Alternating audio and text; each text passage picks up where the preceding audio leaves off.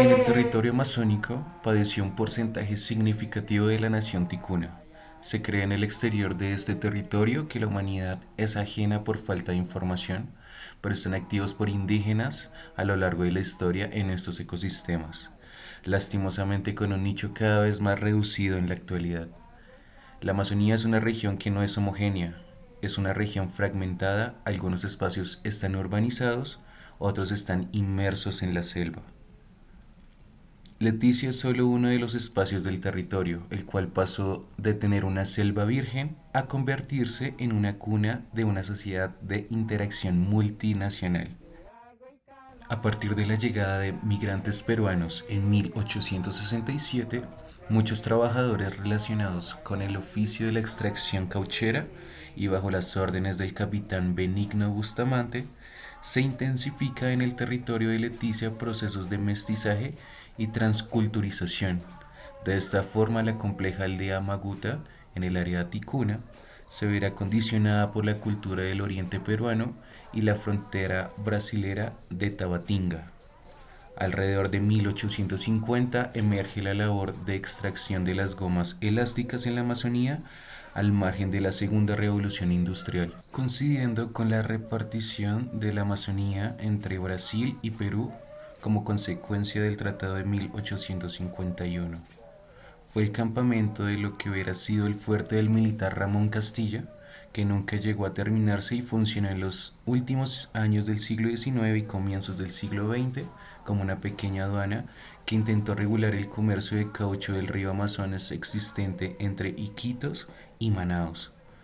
La funcionalidad de Leticia como aduana no fue muy efectiva, ya que una buena parte del caucho colectado en el Jabarí no pasaba por el punto de control, sino que atravesaba por trochas desde la población de Caballo Cocha hacia Manaos, a través de remate de Males. Hay quienes creen que el fuerte militar Ramón Castilla y la implementación de una aduana junto a Tabatinga, Brasil, fue parte de una medida política del Perú a quienes les preocupaba la expansión brasilera. Las acciones administrativas y políticas concentradas en Iquitos hace que el Estado peruano empiece a plantear la presencia de sus tropas en la frontera con Brasil, ocultando cualquier intento de expansión con el mismo. Concretamente la quebrada San Antonio, sitio que empezó a ser clave para sus intereses aduaneros y militares.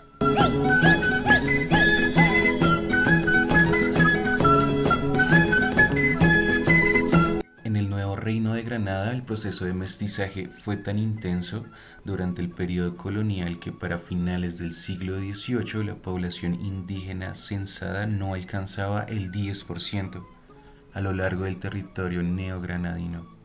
En palabras de Jairo Ramos, dicho esto a finales del siglo XIX. Leticia comienza a vivir su intercambio racial de forma más intensa, con una tasa poblacional difícil de establecer.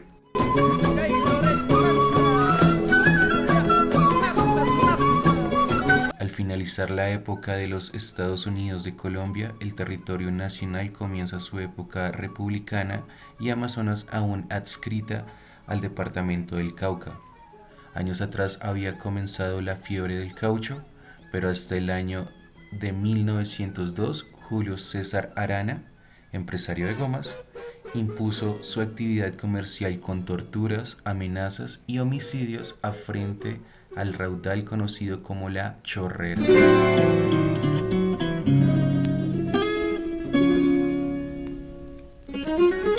En 1903, Julio Arana notó el potencial del caucho y la mano de obra indígena. Así funda la sociedad cauchera Casa Arana Hermanos. Mientras tanto, la República se despedía amargamente del departamento de Panamá en 1810, comenzando así una fase de desmembración del país, modificando la silueta heredada del régimen colonial. Amazonía, territorio a cargo del Cauca, lucía desamparado y sin una sólida política nacional que los cobijara. Esta situación fue aprovechada por caucheros peruanos colombianos y europeos, quienes avanzaron en la explotación de recursos naturales, a tal punto que una nueva sociedad no indígena se encontraba en el corazón de la selva y del río Putumayo con total libertad. Libertad que significó prosperidad económica para la Casa Arana Hermanos, que hacia el año de 1907 se convierte en la Peruvian Amazon Company, con el ánimo radicalizar los trabajos que ya desarrollaban en torno a la siringa, pero que contradictoriamente significó injusticia, opresión, sangre y olvido estatal para los indígenas colombianos, pues entre 1900 y 1910 murieron 40.000 aborígenes aproximadamente de la forma más atroz. En 1910, el gobierno inglés envió al cónsul Sir Roger Casement, radicado en el Río de Janeiro, Brasil, para que realizara un informe sobre la Casa Arana de la Chorrera Amazonas y escribió: malocas enteras fueron incendiadas con indígenas boras adentro, familia de huitotos, Muinane, eran encarceladas junto a sus hijos. Los padres morían por inanición, mientras sus hijos observaban su padecimiento. Cuando los niños no cumplían la cuota de cauchos, eran estrellados sus cráneos contra la tierra. Los genocidios indígenas no fueron causa de conflicto entre Perú y Colombia, lo que realmente llevó a fijar la atención de ambas naciones en el Amazonas y que sí originó un primer problema en 1911. Fue la situación limítrofe fluvial entre ambos países. A pesar de los exhaustivos informes de Casement y de una solicitud de caucheros colombianos de Caraparaná al gobierno nacional en 1902 para frenar los avances peruanos, brasileros y europeos, no se conoce algún pronunciamiento de Colombia frente a los asesinatos. Ya en 1914, el porcentaje de caucho amazónico era apenas del 27% respecto de otros lugares de producción como los jardines de Malasia e Indonesia. Comenzó de esta forma la decadencia de la goma en la Amazonía hasta su extinción mercantil. En 1922 se firma el Tratado Salomón-Lozano entre Colombia y Perú, en el cual ambas repúblicas se reparten los territorios comprendidos entre los ríos Caquetá, Napo y Amazonas. Dentro de estas se le cede a Colombia el trapecio amazónico, donde obtiene Leticia, ciudad amazónica fundada por colonos peruanos.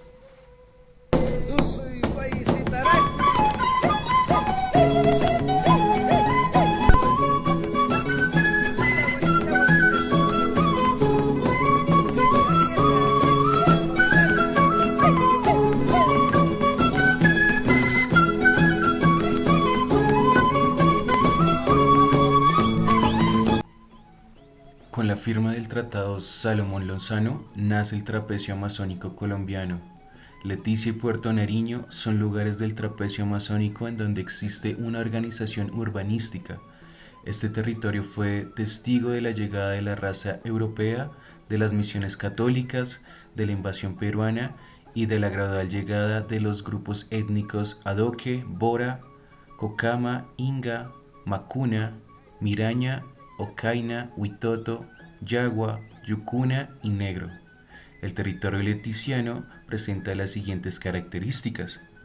Al norte limita con el corregimiento de Tarapacá, Colombia, al occidente con el municipio de Puerto Nariño, Colombia, al oriente limita con el estado do Amazonas, Brasil, al sur con el estado de Loreto, Perú.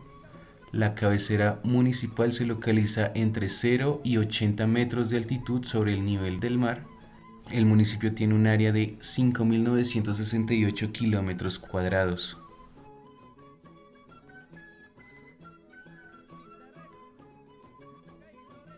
Posterior a la firma del Tratado Salomón-Lozano, Leticia comienza un periodo de poblamiento que involucra rasgos culturales del origen peruano y pobladores que provienen mayormente de tierras peruanas. Gracias a este tratado se cimentan las bases jurídicas para comenzar a construir una ciudad amazónica colombiana. Una supervivencia musical es un fenómeno folclórico pasado que sobrevive en el presente y penetra en el alma popular. A Leticia llegan unos pobladores cuyas costumbres corresponden a una sociedad civil mezclada con la vida aborigen y su música de origen serreño. Procedente de la región andina peruano-ecuatoriana en la época del boom del caucho, en la Amazonía peruana se conoce con el nombre de Chimaichi o Huayno amazónico. El Huayno encuentra su camino en Leticia de la mano de Francisco Vela, quien compuso el tema Mi Cholita. En esta obra en particular podemos apreciar que tenemos varios instrumentos percutivos como lo son las claves, el guiro o la guaracha, las maracas, congas y también bombo, acompañado de instrumentos melódicos como la guitarra y el bajo. Este tipo de obras se escribe en compás de 2/4, donde se enfatiza mucho la figura de galopa, utilizándola en el guiro, en las maracas, en el bombo, incluso en la guitarra, con un bajo haciendo octavas, utilizando negras en compases impares y en compases pares negra con corchea.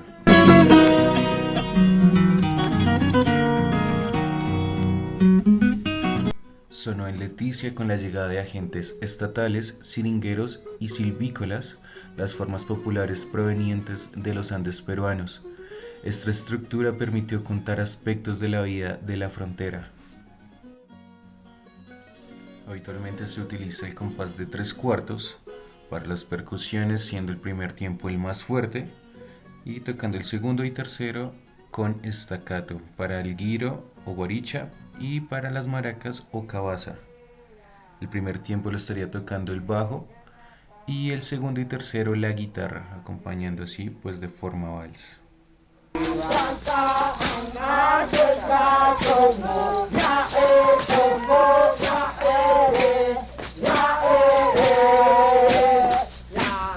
Años más tarde surge en la región amazónica del Perú la chicha amazónica, el cumbión y la tecnocumbia.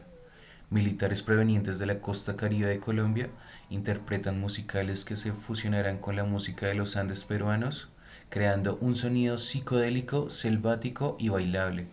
Estos ritmos lograrán influir la escena musical leticiana al punto de conseguir que los compositores colombianos utilicen sus células ritmoarmónicas.